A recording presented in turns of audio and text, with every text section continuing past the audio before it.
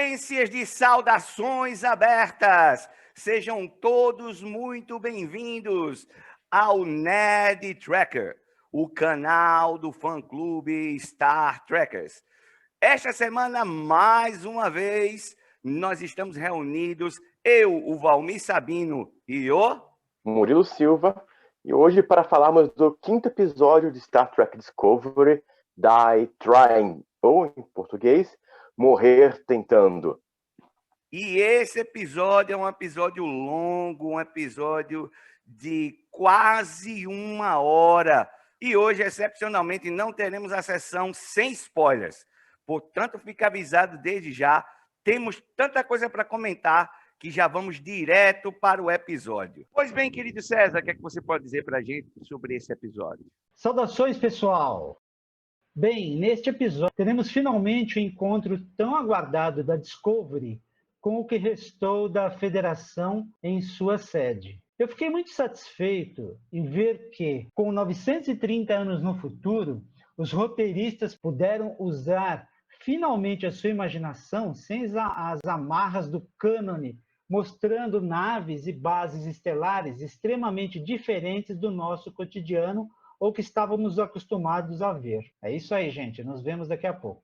Bem, pessoal, o fã-clube Star Trekkers é uma organização que se reúne para discutir e curtir todo o universo de jornada, difundir tecnologia e conhecimento científico, mas também nós temos um desejo de contribuir socialmente. E é isto que nós queremos compartilhar com vocês agora, porque queremos fazer um convite. Todo ano, o grupo Star Trekkers ajuda a Casa dos Velhos da Irmã Alice. É uma organização sem fins lucrativos que ajuda os velhinhos em condição de assistência, e nós realizamos uma campanha para arrecadar fundos e alimentos.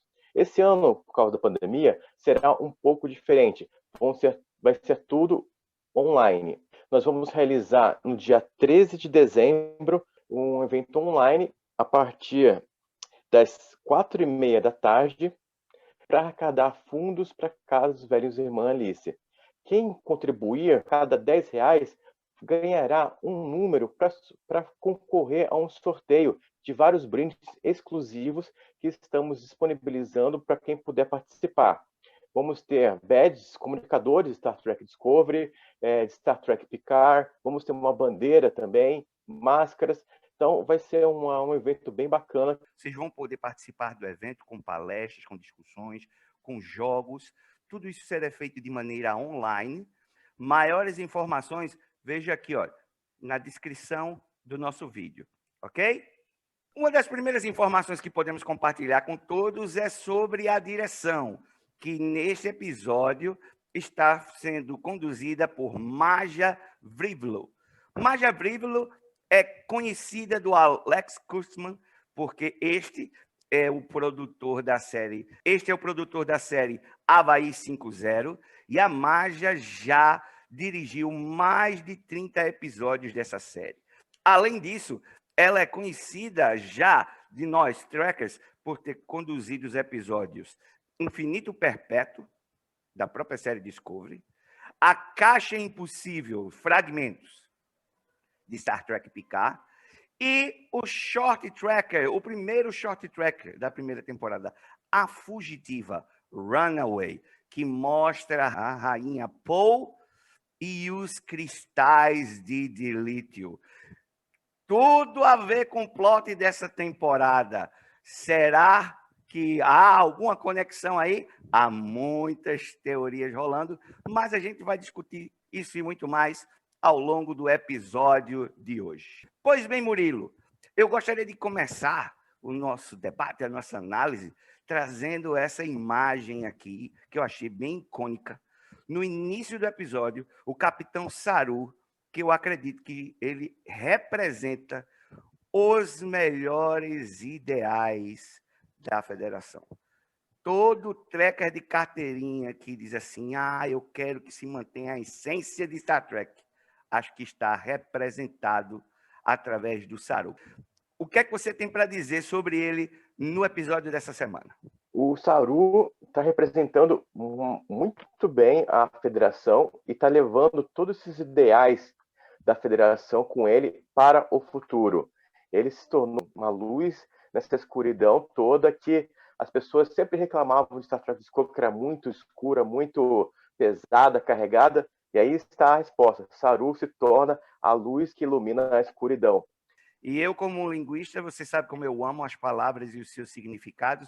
Gostei muito da sua colocação, porque corrobora com o que o próprio Saru está falando dos episódios. Quando ele explica sobre qual é a função da Discovery, em episódios anteriores, ele diz assim, nós temos que brilhar, nós temos que trazer luz. E nesse episódio ele falou sobre a Idade das Trevas e como a Discovery, a sua única perspectiva, pode trazer luz, como essa terceira temporada está trazendo luz sobre nós, depois dessas duas primeiras temporadas. Acho que é quase, ou talvez unânime entre os trackers. Todo mundo está gostando dessa terceira temporada. Murilo, quantos episódios a gente tem nessa temporada? São 13 episódios nessa temporada. Estamos quase chegando na metade. Marcílio, conta coisa interessante sobre esse episódio, não é mesmo? Temos aqui uma frota estelar que sobreviveu à queima, se organiza, tem uma tecnologia maravilhosa, campos magnéticos, campos defensivos orgânicos, com projeção de forma que vamos ter que reaprender tudo para entender como funciona só a tecnologia. Porque a cabeça das pessoas a gente já entende faz tempo. Você chega na frota estelar dessa, que sofreu bastante, que aprendeu a se defender, saiu da Terra, esconde onde está. Não só a frota estelar, mas o governo da federação, do que sobrou da federação. Aí chega uma nave de 1000 anos atrás, dizendo, nós somos tão bons quanto vocês, queremos trabalhar para vocês e nós temos uma propulsão que vocês não têm. Sem falar que chega com alguém do universo espelho junto e acha que vamos ser recebidos assim, de repente, né? Não mais que de repente, como amigos e tudo mais. Eu, se fosse comandante da Frota Estelar naquele tempo e visse uma proposta assim, com certeza me sentiria muito desconfiado. Então ainda há muito que acontecer. Fique aqui conosco. Eu achei super interessante que nós estávamos especulando em episódios anteriores onde estaria a sede da Federação da Frota Estelar, em que planeta. E, na verdade, não está em planeta nenhum. Está em deslocamento no meio do universo. Agora, nesse episódio ficou bem claro que nós temos duas instituições diferentes.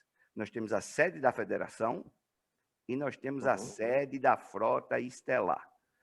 E isso pode ficar evidente através, inclusive, desses dois símbolos que nós podemos ver aqui.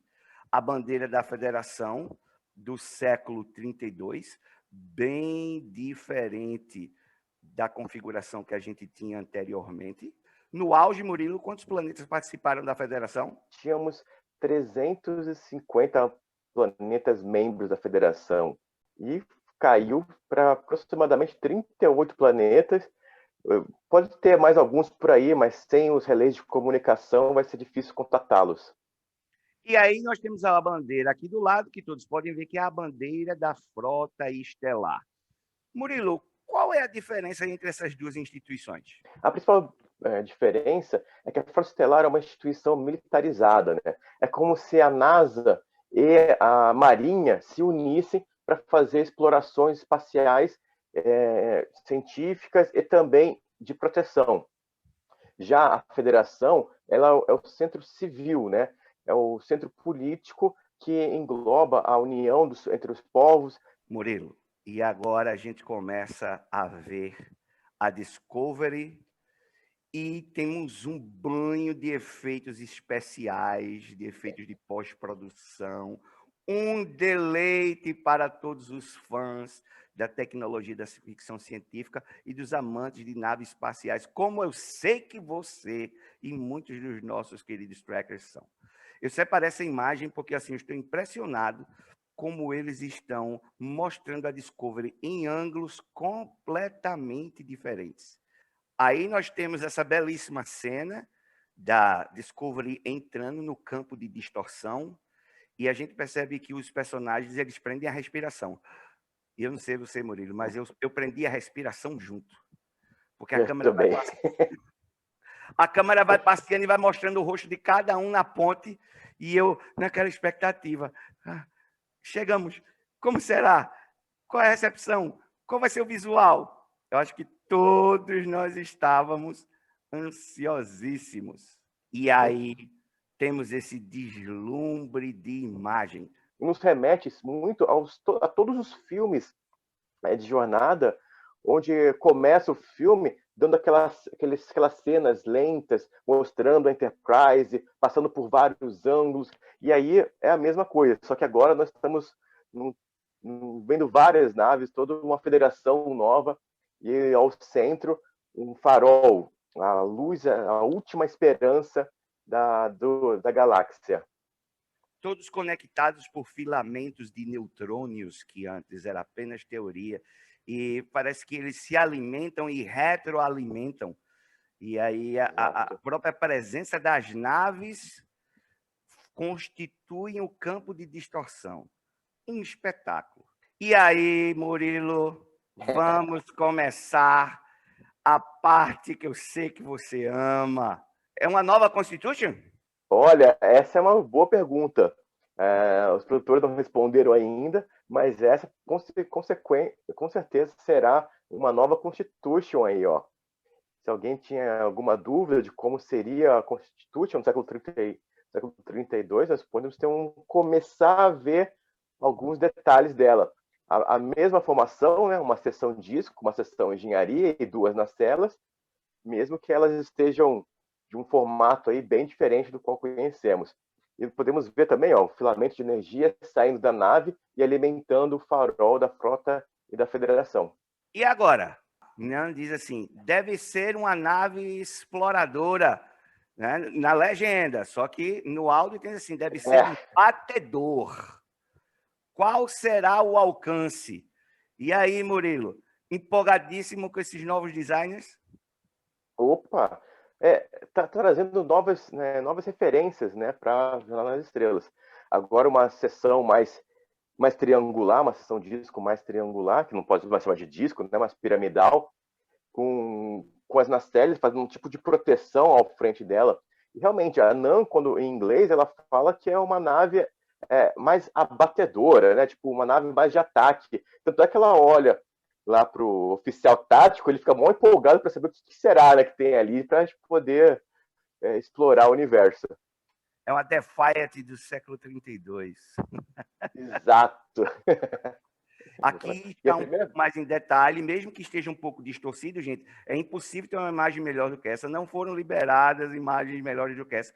E é a primeira vez que a gente vê nas séries à frente da seção disco. E realmente, você vê que ela contorna toda a nave, como se fosse realmente proteger, como se fosse realmente uma Defiant, né? uma nave mais de ataque.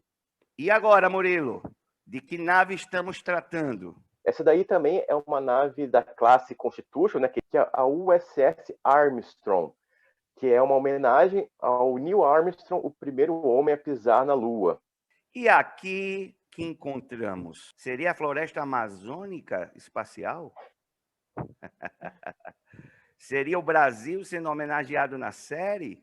Nossa, eu achei muito interessante essa imagem. Eu até pausei quando estava vendo a série e realmente achei uma alusão, né, de quão importante é nós protegermos as nossas florestas. Isso é uma mensagem direta, clara, explícita, não tem nenhuma metáfora nisso, é simplesmente protejam nossas florestas, que isso é muito importante até no século 32, e por toda a longevidade que o ser humano estiver. No vácuo, na vastidão do espaço, na frieza da tecnologia dos ambientes herméticos, nós precisamos de natureza, nós precisamos de verde para sobreviver. A humanidade precisa. E aí, Murilo, eu, até esse momento do episódio, eu estava assim, olha, de boca aberta. Eles estavam olhando pelas janelas, pelas escotilhas, e eu estava olhando assim, de boca aberta pela tela, assistindo.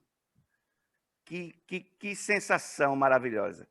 que é que achou aí da reação de todo mundo? Eu me senti representado ali. Eu faria a mesma coisa, começaria a olhar, saber o que está acontecendo, o que mais nós teremos de impressionante nesse século 32. E tivemos uma bela surpresa logo depois dessa cena, hein? Tadã! Eis quem surge. NCC 74656, J.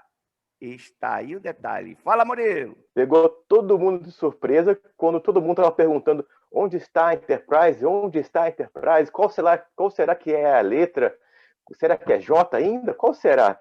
E na verdade nós tivemos uma grata surpresa de vermos a Voyager sendo homenageada, e aí está a sua 11ª geração da Voyager.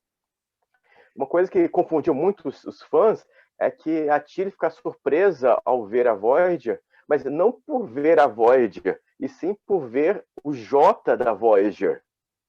Porque ela fica impressionada como que, né, uma nave consegue chegar até a sua 11ª geração, assim, sendo homenageada, então ela deve ter sido muito importante. Isso é uma mensagem para os mais novos, ou para os primeiros que estão assistindo a série Discovery, para começar a ver os episódios anteriores de Star Trek Voyager.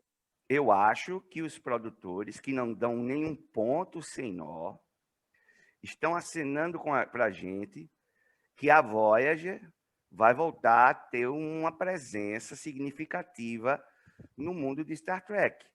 E eu estou achando que na nova série aí, que está sendo produzida, a Prodigy, com a presença da Capitã Catherine Janeway, não sabemos se através de um holograma ou se ela estará fazendo o seu papel pessoalmente, mas eu acho que haverá uma conexão entre a Prodigy e a Voyager. Bem, e aqui uma das referências que foi recebida com o maior carinho por todos os fãs. Eis que aqui no canto esquerdo da tela, enquanto a Discovery vai se aproximando, a gente tem a gratíssima surpresa de ver a USS Nog. Quando eu vi ele N-O-G, eu falei, nossa! Como é lindo a gente poder ver a evolução de um personagem e também de um ator tão dedicado à jornada. Como me lembro do Nog, ainda lá em Deep Space Nine, conversando com o Cisco, perguntando a ele o que ele achava sobre ele entrar na Frota Estelar. E aí a evolução do personagem chega ao ponto de que ele foi o primeiro Ferengi a entrar na Frota Estelar, foi o primeiro capitão, e agora o ator, né, Aaron Eisenberg, que sempre estava presente nos eventos de Star Trek ao redor do mundo. Ele sempre se fazia presente, ele tinha muito orgulho de defender, de representar esse personagem, e aí ele agora recebe essa belíssima homenagem, e a gente ouviu em entrevistas aí recentes dos produtores da série que talvez a gente volte a ver essa nave em algum momento aí participando mais ativamente, o que nós gostaríamos bastante. E aqui nós temos, olha, para vocês aí, excepcionalmente, essa imagem aí lindíssima que você pode ver, o design bem diferenciado da USS Nog. Bem, além da USS Nog, nós tivemos também outra nave importante. Estamos recheados de naves importantes nesse episódio. A USS Tikhov, NCC 1067-M. Se você ficou impressionado lá com a J, que era a 11ª geração, imagina essa, que é uma nave M. Essa Tikhov, ela tem dupla importância, né? Tem a importância de guardar todas as sementes conhecidas da galáxia, fazendo uma alusão a hoje mesmo nós temos também um cofre que está na Noruega, que guarda todas as sementes que a gente conhece do planeta Terra. Em caso de haver algum desastre, alguma coisa, nós temos um histórico de tudo que aconteceu no planeta até hoje. O Tikhov, a USS Tikhov, é em homenagem a um astrônomo pioneiro na astrobiologia, né? Gavril Adonovich Tikhov, e também é considerado o pai da astrobotânica. Então tem tudo a ver com essa nave, com o nome, com o guardar as sementes. Foi mais uma bela homenagem. Olha a outra cena incrível, Murilo. Murilo, é uma atrás da outra, a gente nem começou na trama, Murilo. Isso é só os primeiros minutos. Murilo, ei, você que está ouvindo, assistindo esse vídeo aqui, por favor, fique até o fim, deixe seu like, curta, compartilhe, comente. Tenha paciência, esse vídeo vai ser longo. Eu não tenho o que fazer. O editor está louco. Porque não tenho como, Murilo, cortar tudo isso. Isso é maravilhoso. Olha que cena, olha que tratamento visual.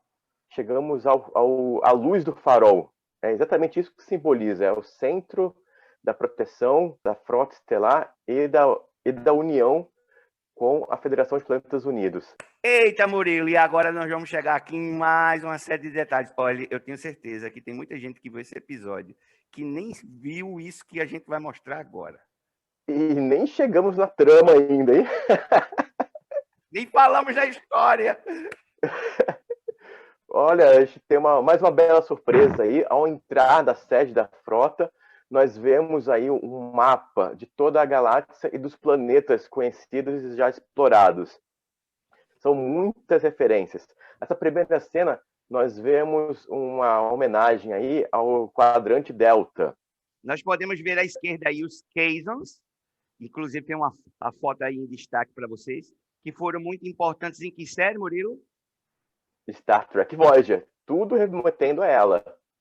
Exato. E eu tenho certeza que após você assistir esta análise, você vai querer assistir o episódio de novo e dar pausa para você tentar encontrar essas informações aí. E aí, Murilo, o que é que a gente vê nessa imagem? Aí, do lado esquerdo, o clã dos Kazons, né? A gente também pode ver Talax, que é a cidade, o planeta natal do Nilix, né? Então podemos ver ali um posto da Federação, Deep Space 36 ali. Podemos ver o Zocampa, também um dos primeiros planetas que a Voyager visitou também, de onde veio a Cass. E lado direito, aqui já é no quadrante Gama, que são o mundo natal dos fundadores. Esse daí é da série Deep Space Nine. O quadrante Gama foi explorado mais por Deep Space Nine e o quadrante Delta por Star Trek Voyager. Então, podem começar a maratonar as duas séries agora. Tem duas séries inteiras para vocês maratonarem. E a gente vê aqui, olha, à direita, um outro close da mesma cena, dos fundadores. E os fundadores são o povo do Odo. Não é isso, Murilo? Exatamente. Eles são um povo, como é que chama? Changeling. Eles são metamorfos, né? E eles têm uma característica de ficarem mudando de planeta para se proteger, para se esconderem, né? Eles são difíceis de serem encontrados. Eles são raros pela galáxia. Então, nós temos aí o mundo natal dos fundadores, mas também podemos ver o quarto planeta natal dos fundadores. Ou seja, eles ficam mudando de planeta. E aqui a gente tem uma outra panorâmica, ó, do mesmo salão, quando eles entram, e se você passou rápido, talvez você não tenha percebido, porque todas essas informações aparecem aí. Algumas são mais difíceis, porque elas aparecem ao contrário, do lado reverso. Mas aí, agora a gente tem uma homenagem ao quadrante alfa. Aí a gente pode ver, nesse desenho, que está toda a galáxia representada, né? Nós conseguimos ver algumas coisas, como Cardassia Prime, nós podemos ver os Ancares, que foi visto em TNG, Talos, Celes, Mavro, Ferengnar, alguns planetas também mais Klingons, né? Bemoth, Jave, e uma Starbase 34 ali, escondidinha entre eles. E se vocês conseguirem identificar mais alguma coisa, pode comentar com a gente, conversa com a gente, deixa aqui nos comentários se vocês identificam mais algum nome aí escondido, perdido por toda essa vastidão da galáxia. Olha aí, vamos elevar onde está o Wally ao nível do cosmos. Encontre e escreva aqui nos comentários. Ao nível Tracker. Ao nível Tracker. E aqui outra imagem só para todo mundo ter uma ideia do que a gente está falando. Olha. Aqui é o salão geral, onde aparecem todas essas informações aí flutuando ao redor deles. Pois bem, outra coisa legal, Murilo, da tecnologia é saber que parte das naves e da base estelar e da sede da Federação são formados por paredes ou compartimentos totalmente holográficos e também por matéria programável. Que legal essa cena onde eles estão andando e a ponte vai se formando, a ponte de contato entre um ambiente e outro vai se formando à frente deles. E a gente pode ver aqui a parede ali e o resto do assoalho se desenvolvendo. E aí, Murilo, empolgadíssimo?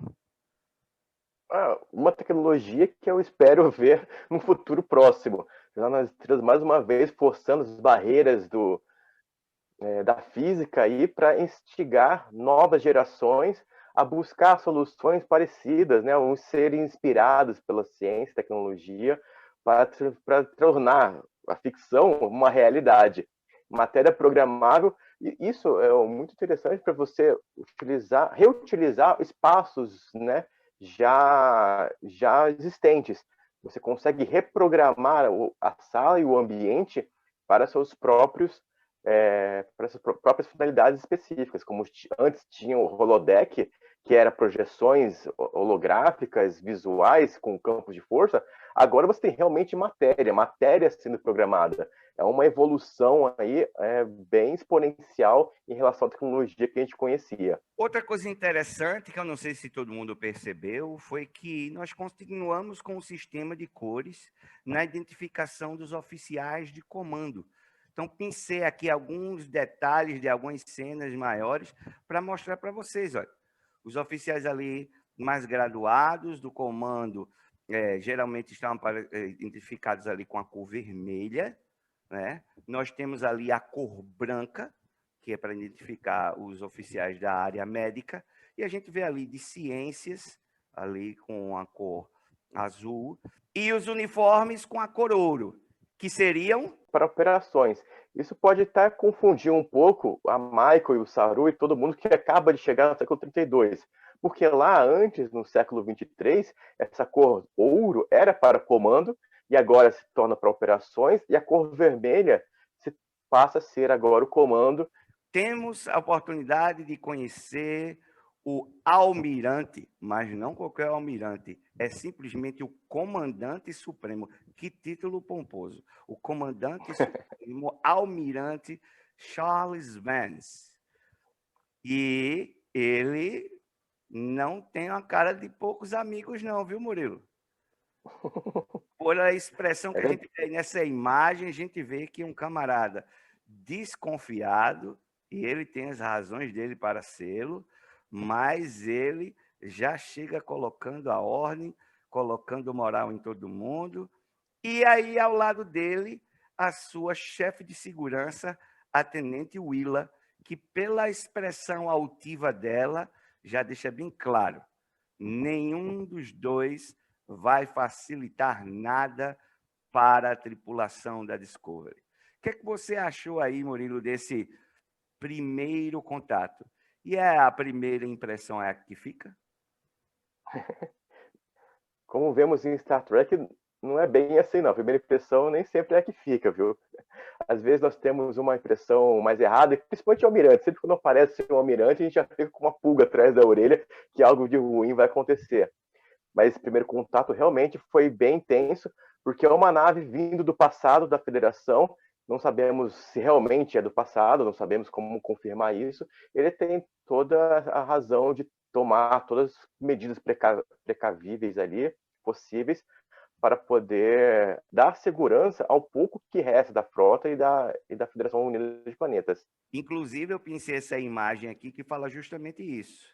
A Michael reconhecendo, falando com a Tenente Willa, que agiriam da mesma forma se a situação fosse invertida. Outros detalhes são importantes que a gente pode ver aqui, e a gente sabe que nada fica ao acaso, nada é mostrado em tela que não vai ser utilizado depois.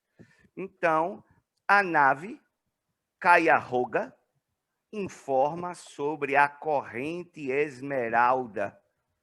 E a gente vê aí, pela primeira vez, um nome que eu acho importante guardarmos, porque eu acredito que ainda vamos ouvir falar bastante dele, que é o Ozira. Murilo, o que é a corrente Esmeralda? O que a gente sabe da corrente Esmeralda é que ela é uma associação entre Orianos e Andorianos. Então, quando o Almirante Vance menciona que o Azira está se tornando mais insolente a cada dia, acredito que ele está falando sobre saquear estágios de lítio das naves em geral e até mesmo, talvez, de naves da Federação. A gente tem visto que, durante os episódios, nós temos sempre tramas em paralelo. A trama que corre em paralelo aqui é justamente a dos refugiados Killis que estão sofrendo de Prion. Essa espécie que foi apresentada pela primeira vez no cano de Star Trek, agora nessa temporada. E aí vai se desenrolar todo o plot secundário, que é sobre como encontrar a cura para isso, que inclusive dá o título do episódio. Fábio, você tem mais alguma coisa para dizer para a gente? Então, sobre a parte médica desse episódio, a Sick Bay, a enfermaria do quartel-general da Frota Estelar, é sensacional, né? Futurista, elevada ao cubo. E lá nós vemos uma espécie, os Killis, estão com uma enfermidade não contagiosa causada por prions que leva à desnaturação proteica e à morte rápida. Em torno de 4 horas eles estarão mortos. E é oportunidade para que a Discovery tente ajudar a Frota Estelar e mostrar o seu valor. E assim tentar ficar unida, né, a nave unida, sem ser dispersada e sem ser recomissionada. O interessante é que utilizam um conhecimento do século 23 para ajudar numa doença no século 32. Isso não é incomum, né? Já vimos isso acontecer no mundo real. Doenças antigas que já tinham sido extintas e que de repente reaparecem ou algo similar a elas reaparece e é necessário resgatar conhecimento antigo para poder curar uma doença nova. Isso é uma coisa que pode acontecer conosco no futuro com relação, por exemplo, à varíola, que foi erradicada do mundo através de vacinas, mas o vírus, o patógeno da varíola, está guardado às 7 chaves em alguns laboratórios, organizações e centros de controle de doenças, para o caso de que, se algum dia a varíola reaparecer por qualquer motivo, tenhamos ali a matéria-prima para fazer vacinas novamente. Eu separei esse destaque aí desse robozinho médico. Ele me lembrou um pouco, Murilo, os exocombs. Exato. Exatamente. Me lembrou bastante eles também. E estamos vendo cada vez mais robôs entrando no universo lá nas estrelas. E aqui nós temos o Dr. Eli, no inglês, o Dr. Eli, que é o holograma médico de emergência. E, se nós formos lembrar do histórico das séries de jornada, todo holograma médico de emergência tem uma personalidade bem sui generis. E ele fala aqui, então, sobre a condição biológica de Saru como Kelpian, que guarda traços bioquímicos do Vahari, que não estão mais presentes nos Kelpianos no século 32. Mas, Murilo, me pareceu interessante um outro detalhe aqui que talvez nem todo mundo tenha percebido. Você notou que o nome do holograma médico de emergência tem 3 letras maiúsculas? Sim, eu percebi. Isso não significa que ele realmente é um nome composto de uma abreviatura. Ele deve ter algum significado aí. Exatamente. Eu acho que nem todo mundo pegou essa referência. Por isso que eu quis trazer para a gente lembrar desses outros hologramas que apareceram na série Star Trek Picard. Vejam só. Na primeira linha, nós temos as siglas em inglês. E na segunda linha, nós temos algumas siglas em português e os nomes. Então, veja, fica Emergency Medical Hologram. Aí fica EMH. Mas em português a ordem muda das letras por causa da posição dos adjetivos. Então fica HME, como a gente tanto se acostumou a chamar, o HME. Agora veja, nós temos o HHE, que é o holograma de hospitalidade de emergência. Nós temos o ETH, que é o Emergency Tactical Hologram, o holograma tático de emergência. E nós temos o Emergency Navigator Hologram, o holograma de navegação de emergência. Só que uma coisa interessante, Murilo, é o seguinte. Em inglês, olha, fica ENH. Para facilitar, para criar uma interface, para personalizar o holograma, usou-se essas letras para criar um nome humano mais próximo possível. Então, o ENH virou Enoch, que é um jeito mais simpático de produzir. O ETH, esse primeiro é Emergency. Então, é EME. Aí ficou Emmet. Então, eu estou achando, Murilo, que o Eli, ou Eli, também é algo desse tipo e que talvez a gente vá descobrir isso num futuro em breve. E ele continua aí, ó, o Eli. Meus leitores de diagnóstico podem ler anomalias. Olha a cara da Michael.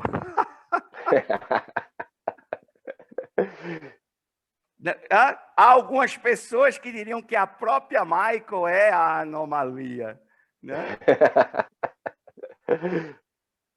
E ele diz assim, ó, são anomalias tão pequenas quanto a proteína em seus neurônios. Estaria, então, explicado quimicamente o porquê da Michael ser como ela é? Aí a pergunta no ar.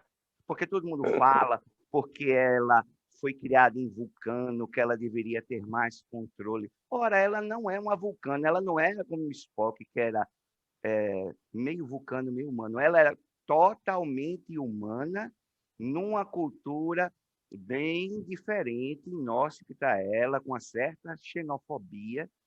Ela tinha perdido os pais, ela estava se adaptando a uma nova família, ela tinha que se adaptar a uma nova cultura e, apesar de tudo isso, ela venceu na Academia de Ciências de Vulcano, o que é para poucos, e ela ainda mais sendo humana, isso é louvável. Mas eu acredito que a Michael é um projeto em andamento, é um projeto em construção. A gente vai ver todas as temporadas da série Discovery, vai ser desde o ponto inicial da Michael até o aperfeiçoamento dela como indivíduo. Que isso se trata da jornada, né? De nós procurarmos ser a nossa melhor versão. Eu acho que a gente vai, assim, cada temporada a gente vai ver a Michael numa fase. Talvez até o final, né, as pessoas se apaixonem mais por ela. E também outra coisa que chamou a atenção, e é muito plausível, é que o almirante Vance promova um interrogatório entre todos, porque, afinal de contas, ele tem que tomar suas precauções. E uma coisa que ele diz bem interessante é que é o seguinte, só a presença da Discovery ali já se constitui um crime. E por que seria isso? Olha, Murilo, pincei essa imagem lá de Star Trek Enterprise, com o Capitão Archer, sobre a batalha de Procyon 5. E aí, tens alguma coisa para dizer para a gente? Sim, mais uma série para a gente maratonar aí. Star Trek Enterprise nos mostrou a Guerra Fria temporal, a qual o Almirante estava se referindo. Durante o século 30, tivemos essa guerra que repercutiu até o século 22 e quase afetou a fundação da Federação Unida de Planetas. Isso daí quase dizimou da história a criação e a fundação da Federação devido aos criadores das esferas, também que influenciaram os Sindhi a alterar o rumo da história. Isso, a partir dessa guerra temporal, surgiram novos protocolos e novas leis que proíbem viagens temporais, proíbem o uso de tecnologia de viagens no tempo e proíbem também esses contatos, essa interferência em linhas de tempo. Então, a só presença da Discovery no futuro ali já simboliza um crime que eles não sabem que estão cometendo. Outra coisa muito interessante, quando o almirante Vance se dirige para Saru e para Michael, tentando colocá-los, como posso dizer assim, no seu devido lugar. E aí ele se vale de uma adaptação de uma frase clássica que a gente conhece em Star Trek. Então, eu coloquei aqui os 2 textos originais em inglês para as pessoas acompanharem. Em português, todos conhecem como as necessidades de muitos se sobrepõem sobre as necessidades de poucos ou a de um só. E a mensagem é muito bonita, porém, foi utilizada aqui de uma maneira diferente aos próprios propósitos do almirante. Então, outra coisa para a gente pensar de como algo que pode ser muito bom, uma ideia muito boa, positiva, como ela pode ser alterada para ter um outro significado. Nenhuma relação com as coisas que a gente vê no mundo atualmente, não é, Murilo? É verdade, é mais uma metáfora aí para a gente pensar. E o Saru O Saru é o ponto de equilíbrio da Michael. O Saru é o grilo falante da Michael. Encontrei uma referência, Murilo. Ele é a voz da consciência da Michael. Quando a Michael diz assim, temos que pôr a mão nas informações, nos arquivos. Aí o Saru faz o contraponto. Esta é uma lição que achei que já teria aprendido o comandante desde a primeira temporada da série. Esse embate deles ali, eu achei muito legal. Eu acho que o Saru tem um papel ali do Picard em TNG. E aqui, Murilo, nós conhecemos um outro personagem interessantíssimo, que nos traz um monte de especulações, assim, teorias mil no nosso grupo de WhatsApp sobre ele. Se vocês não sabem, o nome desse personagem é Kovic. E ele foi representado pelo famoso diretor de cinema David Cronenberg, que, entre outras obras famosas, foi o diretor do filme A Mosca. Uma coisa que chama a atenção é que o personagem dele parece que está sempre um passo à frente da Jojo. A Jojo é aquele personagem que ela é descolada, é badass, ela está na frente de todo mundo. Mas ela foi surpreendida agora. Parece que existe alguém mais inteligente na sala. E aí, Murilo? A melhor cena de interrogatório, de conversa de todas as séries. O David Cronenberg deu um show à parte aí de interpretação, de várias teorias sobre isso. Quem será o Kovic? Que esse nome não foi falado em tela nesse episódio, tá? A gente sabe por causa das conversas de bastidores dos produtores. E quem será esse tão misterioso integrante da frota que conseguiu dobrar a imperatriz do mundo do Império Terrano? E outra coisa, Murilo, é que a Michelle Yeoh, ela faz menção sobre o badge do Kovic, e a sensação que eu tenho é que ela queria testar se aquele objeto era real ou se era holográfico. A gente sabe que com a Jojo, todos os movimentos são friamente calculados, né? Agora, Murilo, eu acho que aconteceu mais coisa aí do que a gente viu. O que é que você acha? Eu também acho, viu?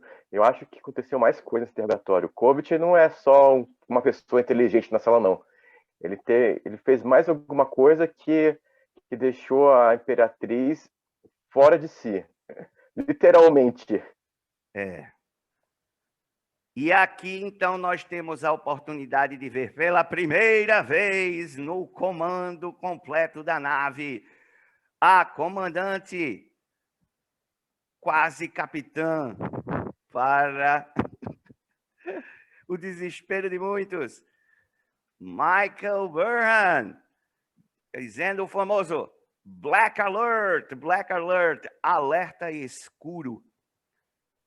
O interessante, Murilo, é que o Saru, ele sabe das questões da Michael, mas ele confia nela. Ele tem cuidado, ele supervisiona, mas ele dá oportunidade para ela crescer, para ela se desenvolver. Porque ele se colocou em vulnerabilidade ao ficar na base, enquanto ela estava à frente da missão. Eu não sei se você percebeu que no final do episódio, quando eles estão se despedindo, ele novamente afirma isso, que ele vai permanecer na base, enquanto a Michael vai sair novamente em missão. Então, é como se o Saru ficasse agora nessa parte diplomática, vai articular as ações, enquanto a Michael vai colocar a mão na massa. O que você achou do primeiro comando oficial da Michael?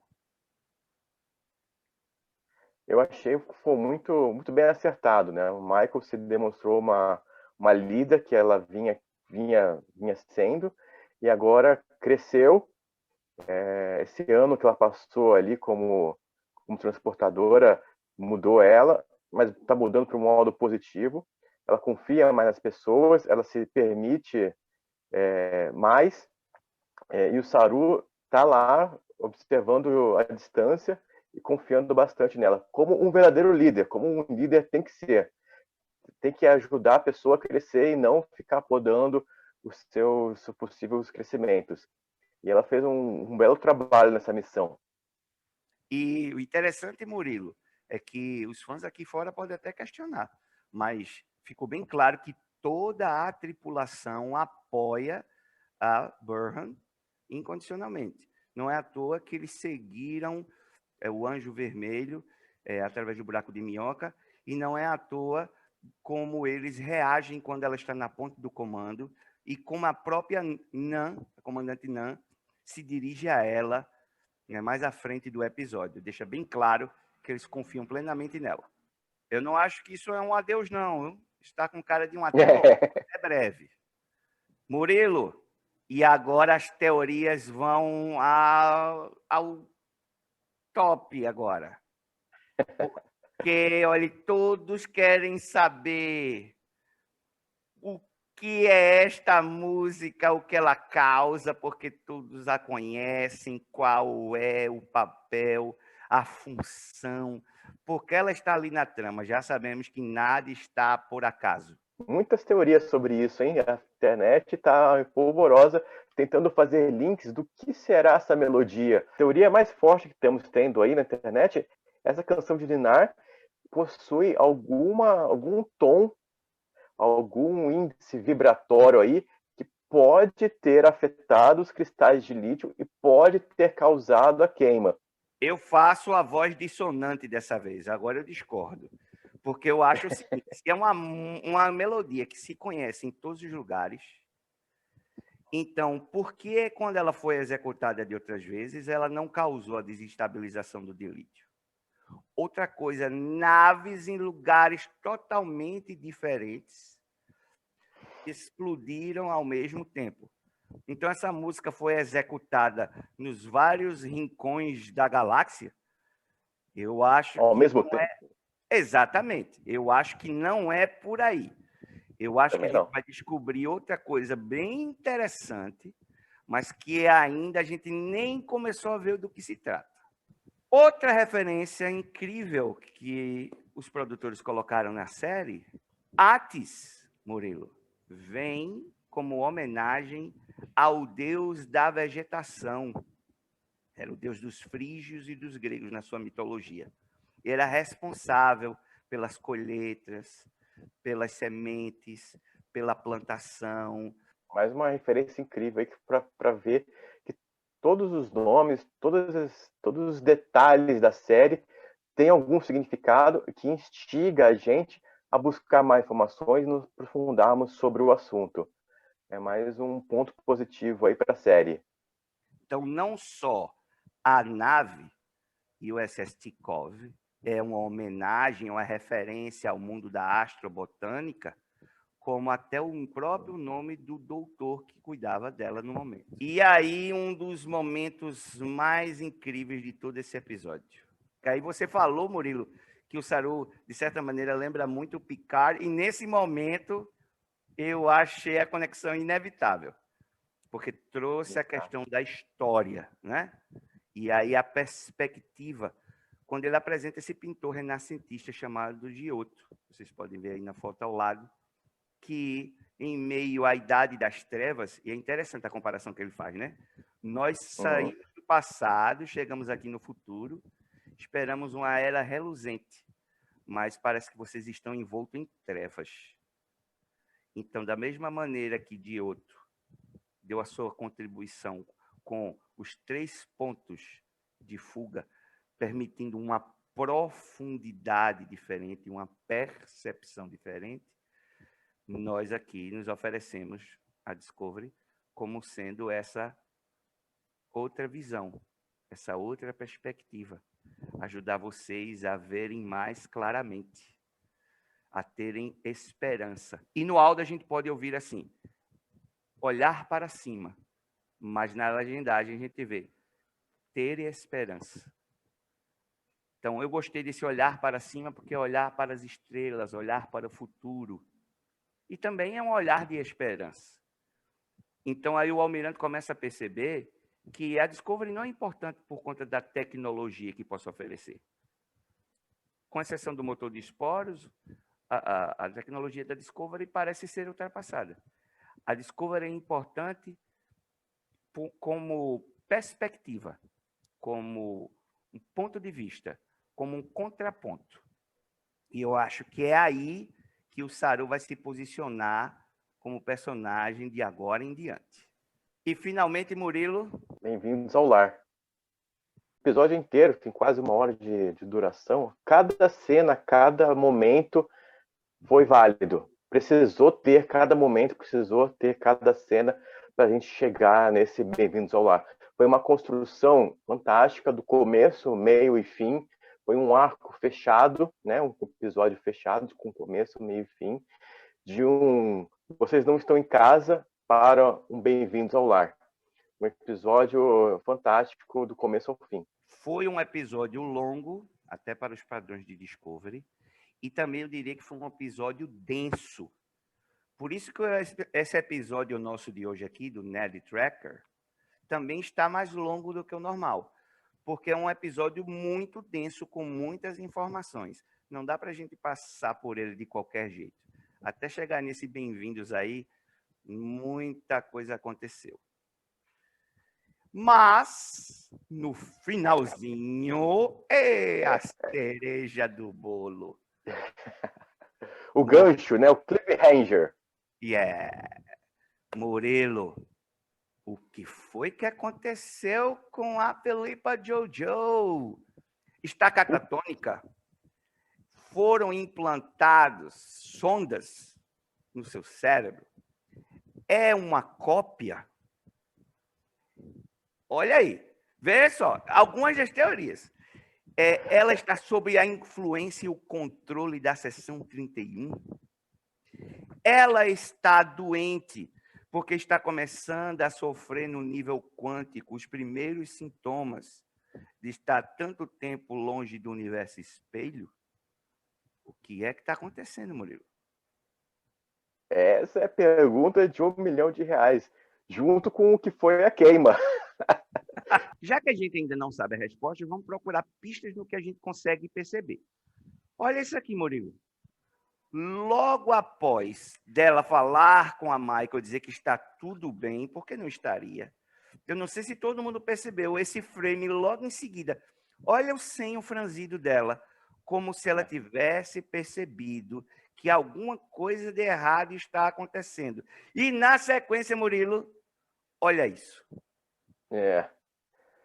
A cara de eu vou descobrir o que aconteceu comigo e eu vou matar quem fez isso.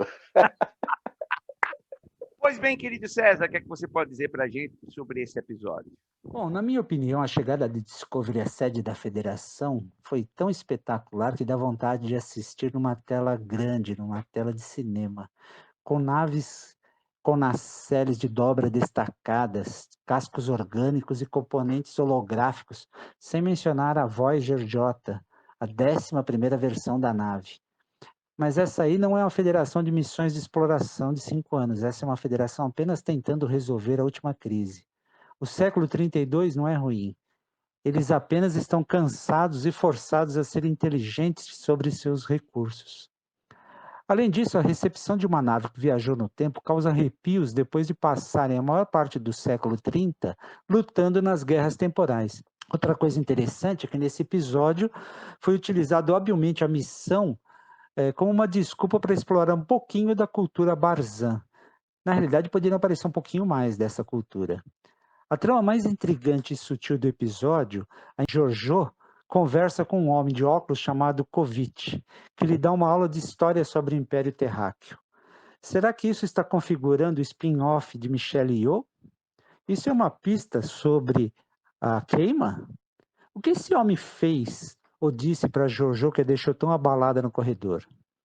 Uma outra curiosidade para ativar todas as teorias que devem aparecer por aí, como é que havia uma nave estelar do século 23 que mantinha amostras de sementes de toda a galáxia, ainda existente, e não foi uma das milhares de naves estelares que foram destruídas na queima? Então você sabe, ela poderia salvar todas essas pessoas. Eu achei que isso foi meio forçado.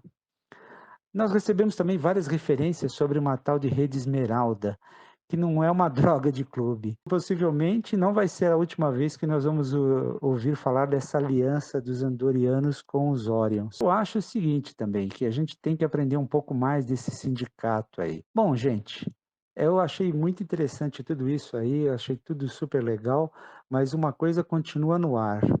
Os impulsos de singularidade quântica dos Romulanos também foram afetados? O que aconteceu com a Dira?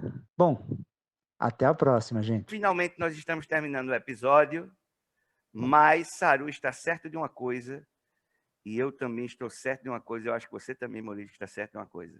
As emoções da terceira temporada de Star Trek Discovery estão apenas no começo. Por isso, nós queremos fazer um convite. Qual é o convite, Murilo? Então, venha participar com a gente do nosso grupo do Star Trek. Manda um e-mail para a gente com o seu número de celular para participar do nosso grupo no WhatsApp e debatermos todas as teorias. É sempre um prazer ter você aqui conosco. Até a próxima semana. Vida longa e próspera.